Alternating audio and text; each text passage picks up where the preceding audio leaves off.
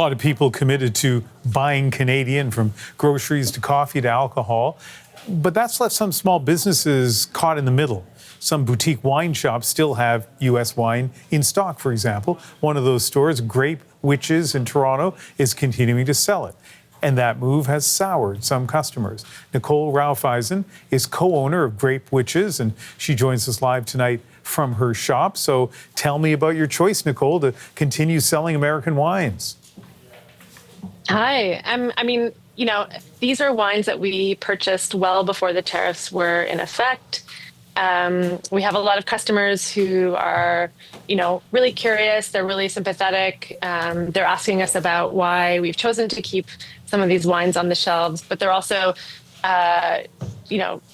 very gently telling us that that's not what they're interested in, and we're able to provide them with a few alternatives. Although, mind you, just a few, because obviously it's difficult to offer a lot of Canadian wines in this province. I love the way you describe that. They gently are telling you that maybe they'd like to have some non-American choices.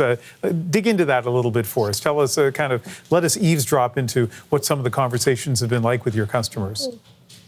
Yeah, for sure. Honestly, we have such a great relationship with our customers. They will often approach them first and just ask them, would you like to hear about any recommendations that include American wines? And if not, we're obviously very okay with that. For those people who are curious about why we still stock them, we tell them the story about, these are wines that we purchased already. They're in our inventory. They don't have any counter tariffs applied to them. So they don't really factor into that equation. They're also small farmers. These are people we have hopefully lifelong relationships with, because we also import. So they're really important to us. They're important to the North American wine scene. And if they're not interested in hearing about that, it's super cool. We move on. We talk about the incredible wine that we have from Ontario.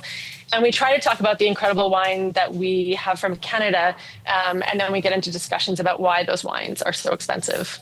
Okay, so let's have that discussion. I'm standing here in British Columbia, a place that is very proud of the wines from the Okanagan in particular. So I actually, all kidding aside, give us some insight into the barriers that you face, or at least the cost issues you face bringing in, for example, BC wines instead of California wines.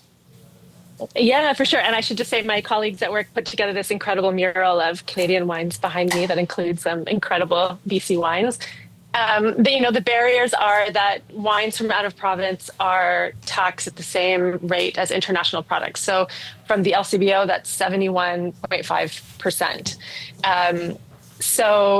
As much as we'd love to stock an incredible array of wines from BC, from Quebec, even from Nova Scotia, these are people we have incredible relationships with. The fact is that when those wines arrive, they arrive at a price point that's far and above what most people can afford. And those wines are not meant to be on the shelves at those price points either. So it feels really uncomfortable they're here, they're looking for an everyday incredible wine, and to suggest a wine that's, above 50 or 60, and that's just retail. If you go to a restaurant or a bar, those wines are well above $100 when they arrive in Ontario, and it's really just a shame. So did I hear you correctly? Did you say there's a 71.5% tax that the LCBO puts on wines from Canada outside of Ontario? That almost sounds like a Trump tariff.